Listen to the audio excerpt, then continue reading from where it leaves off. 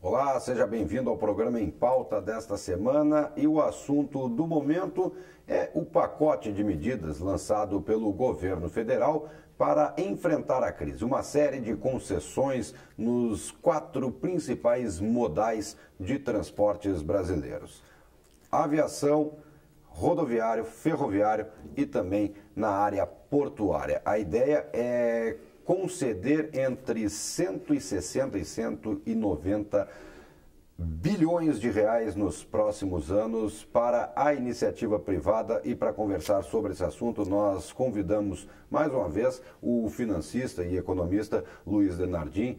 Muito obrigado mais uma vez por ter aceitado o convite, pela participação. Foi o caminho certo, apesar de ser totalmente contrária às ideias partidárias do PT? Esse foi o caminho mais correto encontrado para tentar enfrentar uma crise, professor? Inicialmente, Bruno, é uma satisfação estar aqui. Muito obrigado pelo convite, mais uma vez. Olha, na minha opinião, eu acho que o governo ele está, pelo menos, ensaiando uma forma de sair desse problema que ele próprio criou, que é o paternalismo de Estado, de uma forma geral, onde o governo é responsável por todas as atribuições, obras, assistência, etc., para o povo.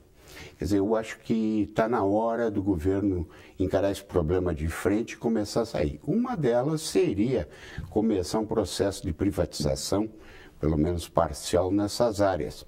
Por quê? Porque não há condições do Estado suportar um investimento dessa ordem.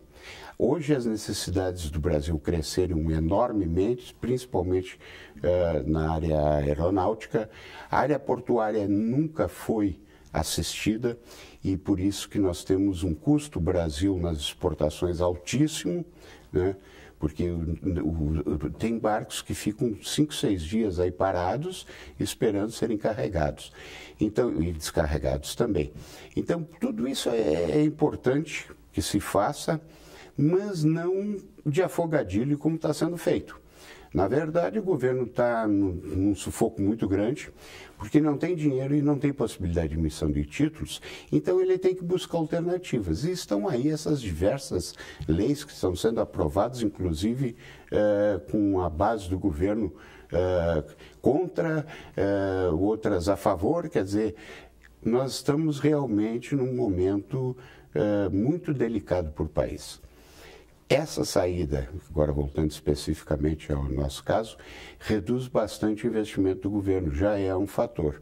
Só que é um processo lento, porque tem que ser feita a licitação, tem que ter interessados, o que é pior, né? Porque hoje, nessa crise, deverão ter muito poucos interessados em volume dessa ordem. Crise, um dos grandes problemas enfrentados é justamente a ausência de empresas de renome no mercado mundial querendo se instalar no Brasil ou querendo assumir um pacote desse, um compromisso, seja ele na área de aeroportos, infraestrutura portuária ou de rodovia, pelas crises de corrupção, pelos escândalos de corrupção que o Brasil enfrenta recentemente. Isso aí também complica bastante, né? Sem a imagem do governo fora do país não traz credibilidade alguma para querer atrair investidor aqui. E tem 2 fatores, inclusive, porque a crise internacional ainda não passou. Lentamente, alguns países mais desenvolvidos estão começando a sair dessa crise. Agora, a crise continua no mundo.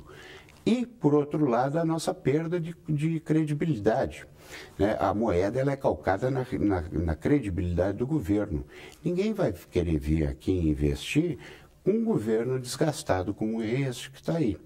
Então, isso é um dos problemas. Segundo, a corrupção no Brasil ela está institucionalizada e é de conhecimento internacional. As empresas que aqui se estabelecem, elas sabem que vão ter que pagar propina. Então, esse custo a mais não está na licitação. E isso é um problema para as empresas internacionais que são sérias. Nós temos empresas sérias aqui também, mas que sofrem essa pressão.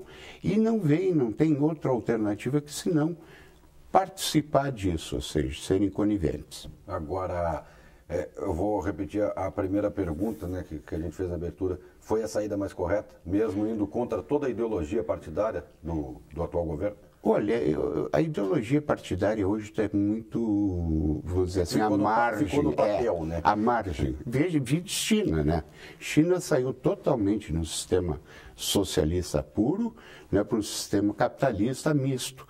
Então, hoje os países têm que se adequar, independente do seu sistema político, sistema, filosofia partidária, tem que se adequar a essa realidade econômica, que é o que prevalece em síntese, porque se não tiver economia forte, atuante, não tem partido político, não tem governo que sustente.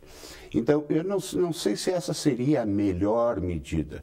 Talvez partir direto para um processo de privatização fosse a melhor hipótese, que aí sim o governo se desfazia de uma despesa e fazia uma receita, que é o que ele está precisando nesse momento. Mas, como um passo inicial, parece uma sinalização de que as coisas vão tender para esse lado. Então, para que não se pare de vez e se dê a imagem de que se está fazendo alguma coisa, se faz esse tipo de medida. Isso aí vai entreter a mídia, vai entreter o povo por algum tempo, dá esperança para os prefeitos, para os governadores e se acalma um pouco os ânimos, né? Porque agora esses cortes que houveram também no orçamento, isso aí criou uma revolta muito grande, principalmente na nossa região e estado, né? Que se viu banida, vamos dizer assim, desse processo orçamentário. Então, é importante agora como política, vamos dizer assim, do governo. Resultado só a médio prazo, quer dizer, isso é um processo demorado e o investimento é a longo prazo, não tem outra saída. Então, no curto prazo se faz um anúncio político desses. Certo. Não tem também cabimento num país desse tamanho um governo querer abraçar o país inteiro. A área portuária a gente vê extremamente sucateada, todos os portos do país estão sucateados com equipamentos defasados, ultrapassados, né, como a gente até já comentou em outros programas aqui. Sim, enquanto se demora 24 horas para carregar, por exemplo, um navio de 3.000 toneladas, esse procedimento é feito em 2 horas e meia, 3 horas no porto de Roterdã, na Holanda, por exemplo. Não se deixa o país competir.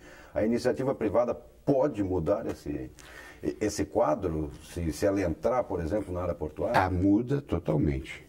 Vem com outra filosofia, quer dizer, vem uma filosofia de competição, de adaptação. Capitalista. Capitalista, e isso também, o grande problema disso é que eleva o custo do Brasil, isso tende a baixar o custo do Brasil. Quer dizer, se nós tivéssemos estradas que pudessem escoar a produção, se nós tivéssemos portos que pudessem fazer o carregamento e descarregamento de barcos rapidamente, nós teríamos um custo bem menor e poderíamos até competir no mercado internacional. Nós estamos sendo alijados do mercado internacional em função do custo do Brasil. Esse ano mesmo tiveram vários países que cancelaram os pedidos justamente porque não se dava garantia do prazo de entrega de produtos que iam sair daqui do país. Exatamente. O Brasil está perdendo o que ele já teve anteriormente, que era a precisão no prazo de entrega, que é fundamental lá fora.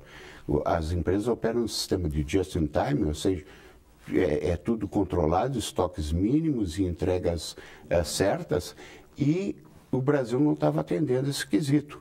Inclusive, nós tivemos grandes prejuízos lá fora, porque eles não são obrigados a aceitar quando a entrega é feita fora do prazo. Então, eu acho que isso pode ajudar, não vai regularizar o problema, não solucionar o problema, mesmo porque as nossas empresas aqui, sejam elas agroindústria, sejam elas indústria de produção de bens de consumo, estão passando por grandes dificuldades hoje. Né? Além desses impactos todos que tem aí em função de governo, em função de, vamos dizer, não atuação do governo em períodos passados, temos uma crise institucionalizada aí muito grande, muito séria, que não se sabe até onde vai esse problema. Então, nós temos aí uma série de problemas correlatos que interferem um no outro. Quer dizer, é um começo. Fazer um processo desses é uma sinalização, como eu chamo. Acho que isso pode, num futuro, redundar numa privatização que seria o ideal. Entrega para a mão da iniciativa privada, as coisas funcionam. É impressionante isso. A exemplo disso, a Vale do Rio Doce. Vale do Rio Doce. Só dava prejuízo e 2 anos após a ser privatizada, deixando de lado as questões por quanto foi vendida, se foi vendido barato, se foi vendido caro, mas 2 anos após a privatização, a Vale do Rio Doce passou a dar lucro. Todas as empresas que foram privatizadas passaram a dar lucro, e lucros grandes, e serviços bons, porque esse é o ponto fundamental. O que aconteceu no caso da Vale? Ela o grande cliente dela já era a China, ela passou a entregar no prazo certo. O que acontecia? Podia aumentar o preço. E isso trouxe uma capitalização muito grande para a Vale. Hoje, com a desaceleração do crescimento da China, né, uma coisa incrível, saiu de 10% ao ano para 7%. Né? Isso é a desaceleração deles. Isso ainda a Vale está tendo lucros enormes com essas negociações, com esse investimento que está sendo feito lá fora. Por quê? Porque foi privatizada. É uma coisa assim, porque a privatização é uma questão de ideologia para o governo. O governo, com essa ideia de pai da nação, de grande pai, ele quer assambarcar tudo para ele. Nós falávamos ali fora, eu vou dar um exemplo em público, se tu permitir, o BNDE teve que encampar uma empresa produtora de calcinha e sutiãs. Então, quer dizer, o governo produzia calcinha e sutiã, até isso. Né? O que é um absurdo, isso não faz parte das atribuições do governo. Então, o governo tem que sair fora de todas as atividades que não são inerentes ao bem comum, ou seja, porque qual é a razão da existência do governo? É a população, é atender a população. O dinheiro dos impostos sai do contribuinte para o todo.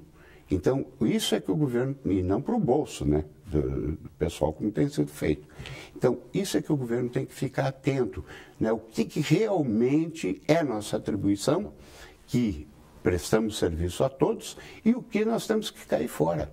E sair fora o mais rápido possível, porque quanto antes sair, menor é o prejuízo.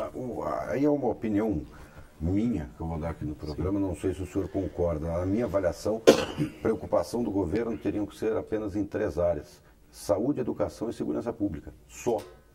Sem dúvida, essas são as áreas básicas, né, prioritárias. A iniciativa privada até pela geração de empregos que vai causar. Eu te diria ainda mais, eu acho que até essas áreas, em alguns setores, por exemplo, educação, isso pode ser privatizado. Qual a razão de nós termos uma universidade federal? Não há razão para isso. Né? E aí ainda criam sistemas de cotas, ou seja, estamos indo para um apartheid. Né? Tem cotas para negros e outras etnias, tem cotas para deficientes. Quer dizer, acaba com um princípio básico que está na Constituição, que é a competição, que é a possibilidade de iniciativa privada, ou seja, das pessoas as capazes vencerem. Né? Hoje não são as capazes, são as capazes dentro da sua raça, dentro da sua deficiência. Quer dizer, isso está ficando um absurdo, está ficando inadministrável. Isso tudo vem dentro dessa filosofia que foi implantada a partir desse governo que está aí. Não o governo Dilma, mas lá do Lula, que já vem sendo implantado. E isso vai ser um grande problema para o Brasil crescer, para o Brasil se desenvolver e para nós termos mentes brilhantes novamente, como tínhamos no passado, né? Que o governo assambarcou através desses processos de concurso público, aonde ele pegou os melhores cabeças, porque paga mais do que a iniciativa privada, que é outra distorção social. Né? Quem tem que pagar mais é a iniciativa privada, e não o governo. Professor, eu vou pedir um tempo para o senhor, porque nosso tempo já estourou agora nesse primeiro bloco. A gente volta daqui a pouco conversando mais e trazendo aí, vamos voltar ao assunto dessas concessões, falar um pouco mais dos modais portuários, aeroviários, rodoviário e ferroviário. A gente vai fazer uma paradinha, daqui a pouco a gente volta com o financista Luiz Denardim falando sobre esse pacote de medidas lançado pelo governo federal para tentar combater a crise econômica que afeta o Brasil. Não sai daí.